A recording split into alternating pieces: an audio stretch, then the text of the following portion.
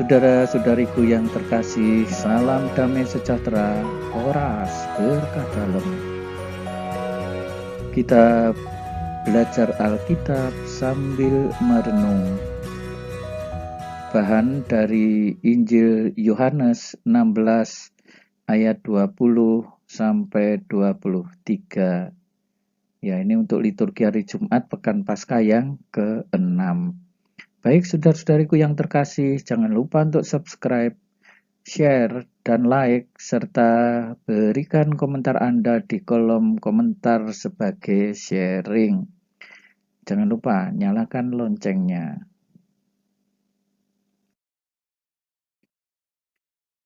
Ayat emas pilihan. Ya, saya sebut ayat emas pilihan karena saudara-saudari mungkin bisa memilih ayatnya sendiri. Ya, jadi bukan ayat emasnya dari perikop ini mesti di ayat 16 bab 16 ayat 20 ya. Tetapi saudara nanti bisa merenung dari perikop itu lalu mencari sendiri ayat emasnya. Makanya saya sebut ayat emas pilihan, artinya pilihanku sendirian, pilihanku sendiri, pilihan saudara sendiri. Yang mana yang menarik dari perikop itu ayat yang ingin kita lihat. Aku berkata kepadamu, sesungguhnya kamu akan menangis dan meratap. Wah, disebut menangis dan meratap. Sesungguhnya itu ya, berkata kepadamu sesungguhnya artinya camkan loh ini, dengerin dengan baik ya, semacam itu. Nah, ini sering digunakan dalam Alkitab. Kamu akan menangis dan meratap. Ini bukan suatu tangisan yang biasa. Menangis dan meratap. Artinya sampai meratap itu ada kesedihan yang mendalam sampai menusuk hati. Ada kesedihan yang sungguh-sungguh sampai merasuk ke dalam kalbu. Nah, kesedihan apa? Ya ini kesedihan karena Yesus yang kita junjung tinggi itu akan mati di kayu salib. Perlu diketahui ya, ini konteksnya kan dalam amanat perpisahan. Maka kalau ya kita akan berpisah dengan orang dan kita kurang lebih akan mengetahui orang itu akan menderita, tentu kita ikut sedih. Tetapi dunia akan bergembira. Di satu sisi kita akan menangis meratap, di sisi lain dunia akan bergembira. Kamu akan berduka cita.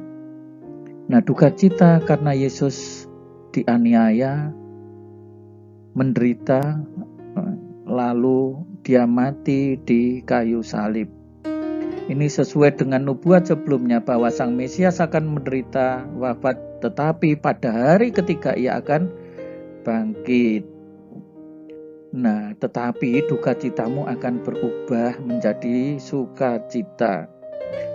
Tentu saja yang dimaksud dengan duka cita yang berubah menjadi sukacita ini setelah peristiwa penyaliban Yesus yang wafat di kayu salib itu, pada hari yang ketiga dia bangkit dari antara orang mati.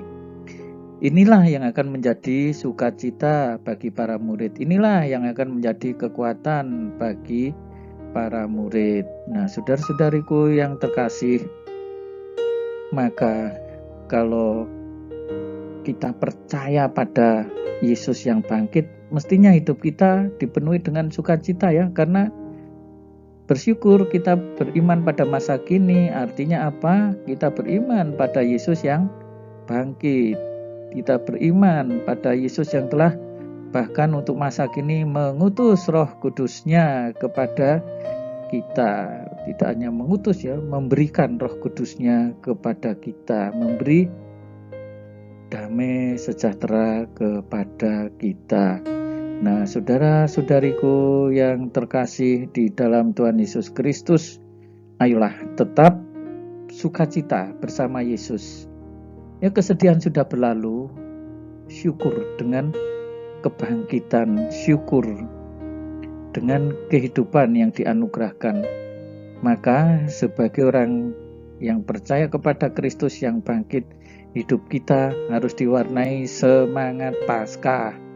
Semangat Paskah lawannya itu apa? Ya, hidup dengan semangat Golgota, semangat kesedihan, atau mungkin lebih tepat teologi kuburan melawan teologi Yesus yang bangkit. Teologi kuburan itu sedih, susah, tetapi ini adalah kegembiraan, ada sukacita bersama dengan Yesus yang telah bangkit.